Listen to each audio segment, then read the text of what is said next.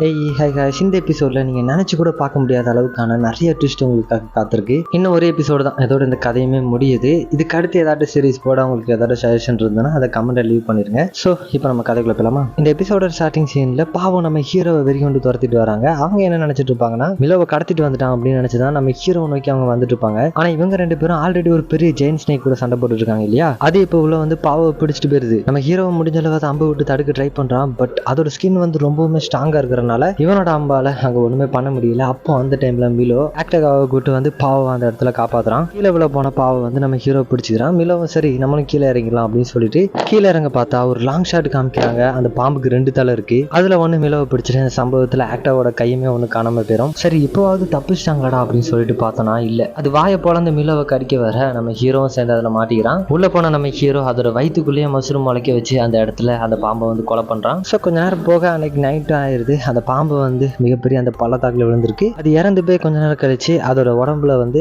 கொஞ்சம் மஷ்ரூம்ஸா வளர்ந்த மாதிரி இருக்கு. அதுல ஒண்ணு எடுத்து நம்ம ஹீரோ சாப்பிட்டு பாக்குறான். இதுதான் அவங்க தேடி வந்த அந்த ரஸ்ட் ஈட்டர் மஷ்ரூம். இவ்வளவு தூரம் பயணம் பண்ணி வந்த அந்த மஷ்ரூம் வந்து இவங்க கண்டுபிடிச்சிட்டாங்க. இருந்தாலும் நம்ம ஹீரோட ஃபேஸ்ல அந்த மகிழ்ச்சி இல்ல. அதுக்கான காரணம் என்னன்னா, இது வந்து ரஸ்ட் ஈட்டர் மஷ்ரூம் தான். இருந்தாலும் இது வந்து நம்ம தேடி வந்த மஷ்ரூம் இல்லையோ அப்படி மாதிரி யோசிச்சுக்கிட்டே நடந்து போயிட்டு இருக்கும்போது இந்த சண்டையில நம்ம ஹீரோக்கு நிறையவே பிளட் லாஸ் ஆயிருந்திருக்கும். அதுல கொஞ்சம் அங்க முளைச்ச அந்த மஷ்ரூம்ஸ் மேல விழுந்திருக்கு. அந்த மஷ்ரூம்ஸ் எல்லாமே ஒரு மாதிரி ஜொலிக்குது. ஸோ அப்பதான் மிலோக்கு வந்து ஜாபி சொன்ன அந்த கதை வந்து தெரிய வருது. இந்த பாம்பு இருக்கக்கூடிய இடத்துல ஒரு மஷ்ரூம் கீப்பர் இறந்து போயிருந்தானா அந்த இடத்துல தான் இந்த ரஸ்ட் ஈட்டர் மஷ்ரூம் வந்து முளைச்சதான். இந்த மாதிரி ஒரு டெய்ல் இருக்கு அப்படின்னு சொல்லிட்டு மிலோ கிட்ட சொல்லி இருந்திருப்பாரு. பட் நம்ம ஹீரோ கிட்ட அவர் சொன்னதே கிடையாது. எப்பா அவன் என்ன விட்டுட்டு அவன்கிட்ட நிறைய சீக்கிரம் சொல்லியிருக்கான்ப்பா அப்படிங்கிற மாதிரி சொல்லிட்டு நம்ம ஹீரோ யோசிச்சாலும் சொல்லு என்ன கதை அப்படிங்கிற மாதிரி சொல்லிட்டு நம்ம ஹீரோ கேட்க அப்பதான் மிலோ எல்லாத்தையும் சொல்ல ஆரம்பிக்கிறான். இந்த ரஸ்ட் ஈட்டர் மஷ்ரூம் வந்து முழுமை அடையணும்னா அதுக்கு ஒரு மஷ்ரூம் கீப்பரோட பிளட் தேவை இப்படி நீங்க மிலோ சொல்ல கொஞ்ச நேரம் போக மிலோ இதுல வந்து கொஞ்சம் மெடிசனுமே ரெடி பண்ணிடுவாங்க உங்களுக்கு தேவையான அளவு. இதே சமயத்துல பாவம் இதை பார்த்துக்கிட்டு மிலோ பிஸ்கோ கிட்ட எந்த அளவுக்கு கனெக்ட் ஆயிருக்கான் அப்படிங்கிறத பார்த்து நம்ம நினைச்ச மாதிரி இல்ல இந்த மஷ்ரூம் கீப்பர்ஸ் அதுலயுமே நல்லவங்க இருக்க தான் செய்யறாங்க அப்படிங்கிற மாதிரி சொல்லி யோசிக்க, சரி என்னோட பைக் வந்து கொஞ்சம் ரிப்பேரா இருக்கு அதை நான் சரி பண்ண போறேன் அப்படிங்கிற மாதிரி சொல்லிட்டு அவங்க வெளியே போனா இவங்க கஷ்டப்பட்டு பிடிச்சு வச்சிருந்த அந்த பைப் ஸ்னேக்கை இப்படி ஒரு ஷிப் மூலமா அதை திருட முயற்சி பண்ணிட்டு இருப்பாங்களா? அந்த கவர்னர் குரக்காவை தான் இங்கே வந்துட்டு நிறைய கதை விடுவான், பேசிக்கிட்டே இருக்கான்ப்பா. அவனுக்கு நம்ம ஹீரோவை பார்த்தாலே அந்த அளவுக்கு வன்மம் பார்க்கும்போதெல்லாம் எரிஞ்சு விழுந்துகிட்டே இருப்பான். பிஸ்கோவை முடிஞ்ச அளவு அந்த ஷிப்பை வந்து தடுக்க ட்ரை பண்ணுவான். பட் அது அவ்வளவு பெருசா இருக்குது, இவன் ஒருத்தனால மட்டுமே அதை தடுக்க முடியாது. கடைசியா அந்த பாம்பை தூக்கிட்டு போறதுக்கு முன்னாடி நம்ம ஹீரோட வயிற்றுலயுமே ஒரு புல்லட் இறக்கி விட்டு போறான். இதெல்லாம் முடிய அடுத்த நாள் காலையிலையும் விடிஞ்சிடும். அப்பதான் நம்ம பசங்க பேசி வச்சு நமக்கு ஒன்று தெரிய வருது. மிலோ நைட்டு சண்டையில வந்து கலந்துருக்க மாட்டானா, என்ன பண்ணிட்டு இருந்திருக்கானா, பாவோ ஜாபி இவங்க 2 பேருக்கும் தேவையான அளவு மெடிசன் வந்து கண்டுபிடிச்சிட்டான். ஸோ ஒன்று பாவோட்ட கொடுத்துட்டு இது நீ போட்டுக்கோ, அதுக்கடுத்து ஜாபியை மீட் பண்ணி அவருக்கும் ஒன்று கொடுத்துரு அப்படிங்கிற மாதிரி சொல்லிட்டு கொடுக்க வாங்கின மெடிசனை பாவோ இப்போ போட வந்து தயங்குறாங்க. என்னன்னு சொல்லி கேட்கும்போது தான் இப்போ நான் மறுபடியும் நேகமாக்குள்ள போய் ஜாபிக்கு இந்த மெடிசனை கொடுக்கும்போது என்னோட ரஷ் நோயானது குணமாக இருந்தது அப்படின்னா அவங்களுக்குலாம் சந்தேகம் வந்துடும். ஸோ நான் ஜாபியை காப்பாற்றிட்டு இந்த மெடிசனை போட்டுக்கிறேன் அப்படிங்கிற மாதிரி சொல்லிட்டு சொல்ல இதுவுமே ஒரு நல்ல ஐடியா மாதிரி தான் இருக்கு அப்படிங்கிற மாதிரி சொல்லிட்டு மிலோ ஒத்துக்கிறான். மிலோக்கு இப்போ வரைக்குமே தெரியாது நம்ம ஹீரோக்கு ரஸ்ட் புல்லட்டால தான் அடிபட்டிருக்கு அப்படின்னு. பாவம் நம்ம ஹீரோ கிட்ட போய் சீக்கிரட்டா பேச ஆரம்பிக்கிறாங்க. மிலோக்கு இவங்க 2 பேரும் என்ன பேசிக்கிறாங்க அப்படிங்கிறது கேட்காது.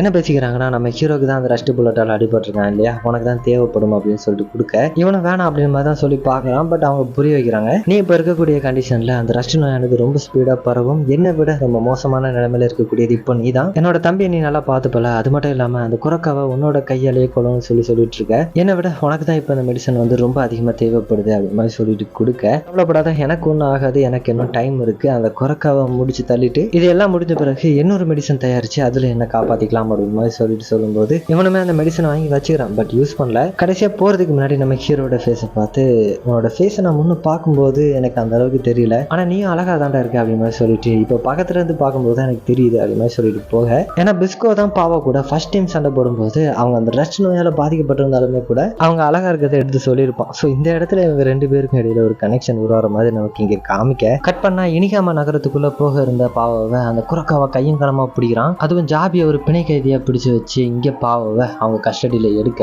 இந்த பக்கம் நம்ம பசங்க 2 பேரும் ஒரு கைவிடப்பட்ட பில்டிங்ல தங்கியிருக்காங்க. நம்ம ஹீரோக்கா ரொம்ப அடிபட்டிருக்கேன், மிலோ வீட்டுல தான் இருக்க சொல்றான். பட் அவர் எதுவுமே கேட்கிற மாதிரி இல்ல. ஆக்டரை கூப்பிட்டு அப்படியே வெளியே போயிருவாரு. இவனை வீட்டுக்குள்ள இருந்து சமைச்சிட்டு இருக்கும்போது சடனா அங்க இருக்கக்கூடிய டிவி வந்து ஆன் ஆகி ஒர்க் ஆக தொடங்குது. இவனும் அந்த ஆனான டிவியை பாக்குறான். அதுல ஏதோ ஒரு நியூஸ் மாதிரி ஓடுது. ஆனா அந்த டிவிக்குள்ள இருந்து பேசுனது குரக்காவா அப்படிங்கிற வாய்ஸ் மட்டும் நமக்கு நல்லா தெரியுது. அதுல அவன் என்ன சொன்னான் அப்படிங்கிறது நமக்கு தெரியல. ஆனா மிலோவோட ஃபேஸ் அதிர்ந்து போயிருக்குது மட்டும் நம்மளால பார்க்க முடியுது. கொஞ்ச நேரம் போக நம்ம ஹீரோ வீட்டுக்குள்ள வராரு. வந்த உடனே மிலோட ஃபேஸ்ல வந்து ஏதோ வித்தியாசமா இருக்கு அப்படிங்கிறத புரிஞ்சுக்கிறாரு. ஏன்னா இந்த மாதிரி அமைதியா இருக்கக்கூடிய பையன் வந்து மிலோ கிடையாது, அது அவருக்குமே தெரியும். அது மட்டும் இல்லாம நம்ம ஹீரோ சாப்பிட இருந்த சாப்பாட்டுல வந்து மயக்க மருந்து கலந்துருக்கு, இது என்னது மிலோ அப்படின்னு சொல்லிட்டு நம்ம ஹீரோ கேட்க, பிஸ்கோக்கு இங்க என்ன நடக்குது அப்படிங்கிறது புரிஞ்சிருச்சு. பாவம் தானே, நான் தான் இதுக்கு காரணம், நான் அவளை காப்பாத்துறேன் அப்படிமா சொல்லிட்டு அந்த இடத்த விட்டு கிளம்ப, இதை மிலோ வந்து கைக்கு கையா எதிர்க்க ஆரம்பிக்கிறான். ஸோ இவங்க 2 பேருக்கு இடையில ஒரு பயங்கரமான சண்டை போகுது. ஆல்ரெடி பிஸ்கோ இவங்களுக்காக நிறையவே கஷ்டப்பட்டுட்டான், இதுக்கு மேலேயும் பிஸ்கோ கஷ்டப்படுத்த வேணாம் அப்படின்னா. அது மட்டும் இல்ல, அந்த ரஷ் நோய் நம்ம ஹீரோவை நிறையவே சாப்பிட்டுடுச்சு. அதனால நம்ம ஹீரோ அவன் ரெஸ்ட் எடுக்க சொல்ல, உன்னோட அக்கா அங்க மாட்டியிருக்கானா, அதுக்கு காரணம் நான் தான், ஸோ நான் தான் அவளை காப்பாத்தி ஆகணும் அப்படின்னு சொல்லிட்டு இவங்க நிற்க, ஒரு கட்டத்துல நம்ம ஹீரோ ரொம்ப ஃபோர்ஸ் எடுத்து மிலோவை அடிச்சிருவாரு. ஸோ அதுல மிலோ வந்து அப்படியே மயக்கம் போட்டு கீழே விழுந்துட, சரி நான் கொஞ்சம் அதிகமாக ஃபோர்ஸா அடிச்சிட்டேன் போல அப்படின்னு சொல்லிட்டு நம்ம ஹீரோ கிட்ட போனா, இதை வாய்ப்பா பயன்படுத்தி நம்ம ஹீரோவோட கழுத்துல ஒரு மயக்க மருந்து ஊசியை குத்துறான். இங்க போயிருக்கக்கூடிய நம்ம ஹீரோவை ஒரு சோஃபால படுக்க வச்சது மட்டும் இல்லாம தன்னுடைய அக்காவை காப்பாற்றக்கூடிய அந்த பயணத்துக்கு மிலோ இங்க தயாராகிறான். ஆனா மிலோ அடுத்த சீனே குரக்காவோட ஆஃபீஸ்ல தான் இருக்கிறான். என்னோட அக்காவை எங்கடா ஒளிச்சு வச்சிருக்க அப்படின்னு மாதிரி சொல்லிட்டு கேட்க, அப்பதான் நமக்கு ஒரு விஷயம் தெரிய வருது. மிலோ டிவில ஒரு ப்ராட்காஸ்ட் கேட்டிருப்பான்ல, அது என்ன அப்படிங்கிறத இப்போ காட்டுறாங்க. என்னன்னா பாவம் அவங்க கிட்ட மாட்டிருந்தாங்கல்ல, ஸோ இப்போ அதை வச்சு மிலோவை மிரட்ட ஆரம்பிக்கிறான். அதாவது பிஸ்கோவை நான் இருக்கிற இடத்துக்கு நீ வர வைக்கிற, அது மட்டும் இல்லாம அந்த ரஷ் ஈட்டர் மஷ்ரூமை பத்தி உனக்கு ஏதோ ஒன்று தெரியும், அதே நீ சொல்ற அப்படி மாதிரி சொல்லிட்டு அந்த ப்ராட்காஸ்ட் அங்க முடிய, அப்பதான் இங்க பாவம் ரிலீஸ் பண்ண சொல்லி மிலோ கேட்க, அவன் ஒரு சாம்பி மாதிரி ஒரு 4 பேரை ஏவி விடுறான். ஏதோ வித்தியாசமான ரிசர்ச் பண்ணிருப்பான் போல, இவங்களெல்லாம் சாம்பி மாதிரி மாற்றி வச்சிருக்கான். அவங்க இவன் அட்டாக் பண்ண வரும்போது இவன் ஒரு மஷ்ரூம் டெக்னிக் மாதிரி ஒன்று யூஸ் பண்ணி அவங்கள அந்த இடத்துல மயக்க மாட்டே வச்சுற, இவனுக்கா அப்படி ஆச்சரியமா இருக்கும்.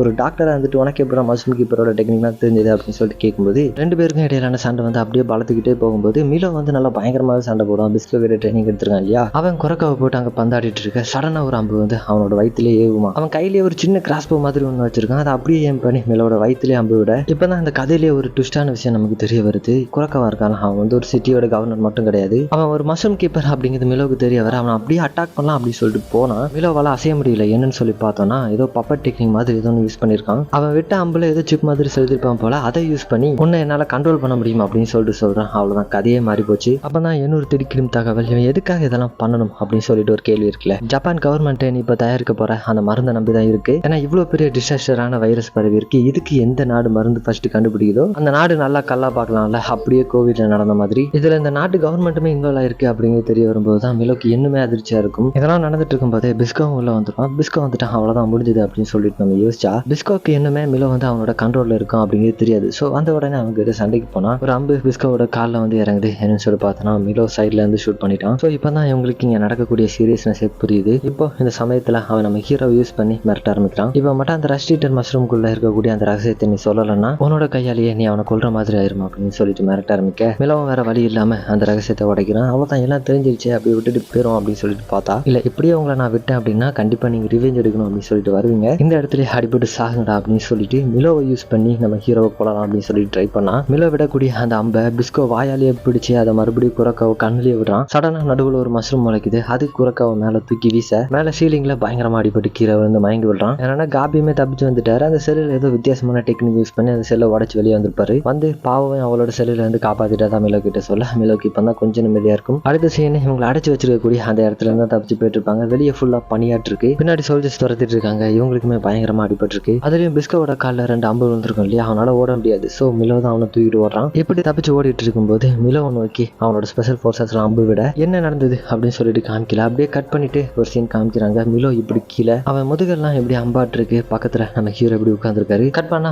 ஒரு சீன் காமிக்கிறாங்க. அதுல பாவம் நம்ம ஹீரோ ஜாபி இவங்க 3 பேரும் சந்தோஷமா இருக்கிற மாதிரி அவங்கள நோக்கி மிலோ போக ஆரம்பிக்கிறான். போறான் அவங்க கிட்ட அவங்களால நடந்து போக முடியல. அவங்களுக்கு இடையிலான டிஸ்டன்ஸ் வந்து அதிகமாகிற மாதிரியான ஒரு கனவு வருது. முழிச்சு பார்த்தா மிலோக்கு நம்ம ஹீரோ இந்த மாதிரியான ஒரு கட்டு போட்டு வச்சிருக்காரு. அவங்க ஷூட் பண்ண புல்லட்ல மிலோக்குமே ரஷ் நோய் வந்து நல்லா அதிகமாவே பரவி இருக்கு. பிஸ்கோக்கு சொல்ல வேணா, அவனுமே ரொம்ப மோசமான ஒரு நிலைமையில தான் இருக்கான். இவனும் கவலைப்படாத, நம்மளை காப்பாற்ற நமக்கு தேவையான இன்ஜெக்ஷன் இருக்கு அப்படின்னு மாதிரி சொல்லிட்டு நம்ம ஹீரோ சொல்ல, மிலோக்கு தெரியும் அவன் கண்டுபிடிச்சது 2 மெடிசன் தான், எப்படி எக்ஸ்ட்ரா அவனுக்கு கிடைக்கும் அப்படின்னு சொல்லிட்டு கேட்கும்போது தான் குரக்காவை ஆஃபீஸில் பார்த்தேன், நீ கூட அவனோட புக்கில் நிறைய இன்ஸ்ட்ரக்ஷன் எழுதிருந்தே, அதை பார்த்து தான் அந்த மெடிசனை கண்டுபிடிச்சி உனக்காக கொண்டு வந்திருக்கேன், நானும் ஆல்ரெடி ஒன்று போட்டேன்ப்பா அப்படின்னு மாதிரி சொல்லும்போது தான் ஆக்சுவலி நம்ம ஹீரோ வந்து இந்த இடத்துல போய் தான் சொல்லுவார். ஏன்னா அவர்கிட்ட எக்ஸ்ட்ரா மெடிசன் வந்து கிடையாது. அவர்கிட்ட இருக்கக்கூடிய அந்த ஒரு மெடிசனை அவர் போடாமல் மிலோக்கு கொடுக்குறத சொன்னால் கண்டிப்பாக மிலோ வேணாம் தான் சொல்லுவான். அது தெரிஞ்சுதான் இந்த மாதிரி சொல்லுவார். இருந்தாலும் மிலோக்கு வந்து கொஞ்சம் சந்தேகமாக தான் இருக்கும். அதை தீர்த்து வைக்கிறதுக்காக அவரோட உடம்புல ரஷ் நோயால் பாதிக்கப்படாத ஒரு இடத்துல அவனோட கையை வச்சு இப்போ மட்டும் நீ நம்புறியா அப்படின்னு சொல்லிட்டு கேட்க, சரி அப்படின்னு அவனும் ஒத்துக்கிறான். பாவம் நம்ம ஹீரோக்குன்னு கொடுத்த அந்த மெடிசனை அவருக்காக யூஸ் பண்ணல, இதை மிலோவுக்காக யூஸ் பண்றாரு. அப்படியே டாக்கு வந்து பாவம் நோக்கி மாறுது. அப்பதான் மிலோவை இதை சென்ஸ் பண்ணியிருப்பான் போல, என்னோட அக்கா பாவாவுக்கு உனக்கு பிடிச்ச மாதிரி தான் தெரியுது, நீயும் கொஞ்சம் ட்ரை பண்ணன்னு வச்சுக்கேன், அவ்வளவுதான், நீங்க 2 பேரும் ஒன்று சேர்ந்துடலாம் அப்படின்னு மாதிரி சொல்லிட்டு சொன்னா நம்ம ஹீரோ வைக்கப்பட்டுட்டு,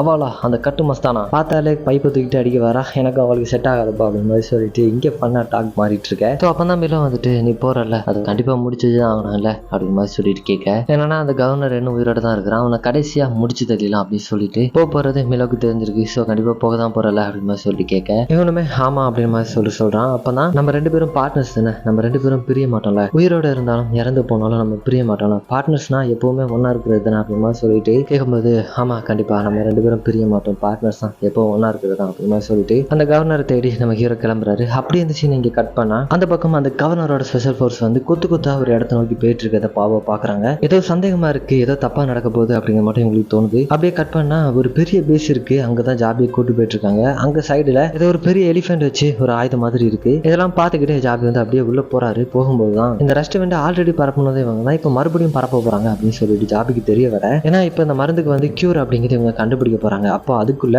இந்த நோயை வந்து இன்னும் நல்லா பரப்பி விட்டுட்டாங்கன்னா இதுக்கான டிமாண்ட் அப்படிங்கிறது இன்னுமே அதிகமாயிரும். இவங்களுக்கு தேவையான அளவு மருந்தும் இருக்கு, அதே அளவுக்கான டிமாண்டும் இருக்கு. இந்த மாதிரியான ஒரு கொடூரமான பிளானை வந்து இங்க ஜாபி கிட்ட சொல்லிட்டு ஜாபியை வந்து இன்னொரு கொடூரமான ஒரு விஷயத்தை பண்ண சொல்றான். இந்த ரெஸ்டாரேட்டர் மருந்து வந்து ஒர்க் ஆகணும்னா அதுக்கு மஷ்ரூம் கீப்பர்ஸோட பிளட் ஆனது தேவைப்படுது. ஜாபியோட பிளட்டை வச்சு மட்டுமே இவனால ஒண்ணுமே பண்ண முடியாது. ஸோ ஜாபி கிட்ட ஒரு டிமாண்ட் வைக்கிறான். இவர் தான் அந்த மஷ்ரூம் கீப்பர் கூட்டத்தோட தலைவர் போல. ஸோ இவர் சொன்னார் கேட்பாங்க அப்படின்னு சொல்லிட்டு தான் உன்னோட கூட்டத்தில் உள்ளவங்களை நிறைய பேரை நீ பிடிச்சு கொடுத்த அப்படின்னு வச்சுக்கேன், உனக்கு நிறைய பணம் கிடைக்கும், உனக்கு தேவையான அளவு பணத்தை நான் ரெடி பண்ணி தரேன் அப்படின்னு மாதிரி சொல்லிட்டு சொன்னா நமக்கு ஆல்ரெடி தெரியும் இதுக்கு வந்து ஜாபி ஒத்துக்க மாட்டாருன்னு. ஸோ அதே மாதிரி தான் நடக்குது. ஸோ இப்போ பக்கத்தில் இருக்கக்கூடிய ஒரு சோல்ஜர் அனுப்பிவிட்டு அவனை ஒத்துக்க வைக்க வேடா அப்படின்னு மாதிரி சொல்லிட்டு அனுப்பிவிட்டா ஜாபியோட கையில இருந்து அந்த விலங்கு அவுத்து விட்டது மட்டும் இல்லாம குரக்காவை நோக்கி அட்டாக் பண்றதுக்காக வரான். தலையில இருக்கக்கூடிய அந்த பன்னி மாஸ்க் கலத்தின பிறகு தான் நமக்கு தெரியுது நம்ம ஹீரோ தான் மார்வேஷம் போட்டுட்டு உள்ள வந்திருக்காரு. இங்க நம்ம ஹீரோ குரக்காவை கூட சண்டை போட தயாரிட்டு இருக்க. வெளியே நம்ம ஜாபி வந்துட்டாரு அந்த பெரிய யானை இருக்கக்கூடிய அந்த இடத்துக்கு. அங்க போய் பார்த்தா ஒரு பெரிய கொரில்லா மாதிரி ஒன்று இருக்கு. அது ஜாபியை அடிக்கலாம்னு சொல்லிட்டு வரும்போது அவ்வளவுதான், இவ்வளவு பெரிய கொரில்லாவை நோக்கி ஜாபியால ஒன்றும் பண்ண முடியாது அப்படின்னு சொல்லிட்டு நம்ம இங்க யோசிச்சுட்டு இருக்க. அந்த இடத்துக்கு வந்து பாவம் ஒன் ஷாட்ல அந்த கொரில்லாவை வந்து போட்டு தள்ளுறாங்க. உள்ள அந்த கவர்னருக்கும் நம்ம ஹீரோக்கும் இடையிலான சண்டை தான் போயிட்டு இருக்கு. அவனுமே அவன் கிட்ட இருக்கக்கூடிய படம் எல்லாமே யூஸ் பண்ணி நம்ம ஹீரோ கூட சண்டை போட தேனீச்சை விட்டு அடிக்கிறான். அதுங்க உடம்புல இருந்து புல்லட் மாதிரி ஒன்று வெளியே வந்து நம்ம ஹீரோவை அட்டாக் பண்ணுது. அதுங்களெல்லாம் போட்டு தள்ளிட்டு வந்தா ஏதோ பெரிய ஜெயின் மாதிரி ஒருத்தனை அனுப்பி விடுறான். அவனுமே போட்டு தள்ளிட்டு இவர் இந்த அளவுக்கு ஸ்ட்ரெஸ் பண்ணி அவரோட பாடியை வச்சு சண்டை போடக்கூடாது, இருந்தாலும் என்ன பண்ண முடிஞ்ச அளவு போராடி குரக்காவை கிட்ட வராரு. அவரால் ஒழுங்கா ஸ்டெடியா நின்று அந்த அம்பை கூட விட முடியல. அந்த அம்பு குரக்காவை தாண்டி அப்படியே மிஸ் ஆகி போக இதுலயும் அவன் வந்து நம்ம ஹீரோவோட கண்ணிலேயே ஷூட் பண்ணியிருப்பான். அதுக்கடுத்து அவ்வளவுதான் நம்ம ஹீரோவோட தலையை ஏம்படி நிற்கும்போது நம்ம ஹீரோ அவரோட கை ஃபுல்லா ரஷ் நோயால பரவி இருக்குல்ல, அந்த கையை வச்சு குரக்கா ஒரு பஞ்ச் பண்றாரு. நம்ம கொஞ்சம் கூட எதிர்பார்க்காத மாதிரி அவரோட கை வந்து 2 துண்டா பிஞ்சு விழுகுது. அவ்வளவுதான், அந்த கன் எடுத்து அவன் நம்ம ஹீரோவோட தலையை ஏம் பண்ண அவனோட கையுமே ஒரு சைடு பிச்சுட்டு போகுமா. மிலோவுமே அந்த லொகேஷனுக்கு வந்துட்டான். அவ்வளவுதான், இப்ப நடக்கக்கூடிய அந்த குழப்பத்தை யூஸ் பண்ணி நம்ம ஹீரோ குரக்காவை பிடிச்ச பெரிய அந்த லாவா மாதிரி இருக்கக்கூடிய அந்த டபுள விழுறாரு. அவனும் அந்த லாவால அப்படியே பொசுங்கி சாக ஆரம்பிக்க நம்ம ஹீரோவும் அப்படியே கொஞ்சம் கொஞ்சமா முழுகிட்டு இருக்காரு. எதுக்காக நீ இந்த மாதிரியான ஒரு முடிவு எடுத்த, நம்ம பார்ட்னர்ஸ் நம்ம எப்பவுமே ஒன்னதான் இருப்போம் நீ சொன்னல அப்படின்னு சொல்லி கேட்கும்போது இதெல்லாம் சொல்லி மிலோ வந்து ஆள ஆரம்பிக்க ஒரு அப்பா மாதிரி நம்ம ஹீரோ மிலோவை பார்த்து அல்லாத நான் எப்பவுமே உன் கூட இருப்பேன், நான் இப்படி ஒரு உடம்பா இல்லை அப்படின்னாலும் உன்னோட மனசுக்குள்ள உனக்கு நான் எப்போ தேவைப்பட்டாலும் நாங்க இருப்பேன் அப்படின்னு மாதிரி சொல்லிட்டு ஒரு சின்ன குழந்தை மாதிரி அழுதுகிட்டே இருக்காது. நான் எப்போ எந்த ஒரு சுச்சுவேஷன் வந்தாலும் சிரிச்சுக்கிட்டே இருப்பேன்ல, அந்த மாதிரி நீ இருக்கணும், நீ அழுது நான் பார்க்க கூடாது அப்படின்னு மாதிரி சொல்லிட்டு இங்க மிலோ கிட்ட சொல்லவும் அவனுமே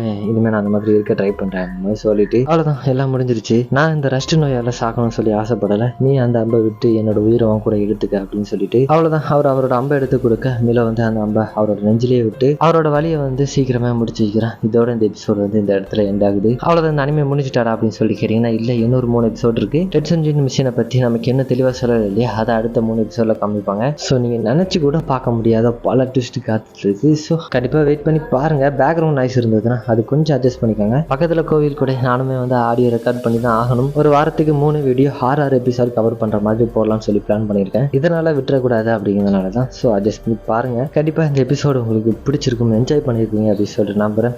சரி, பை.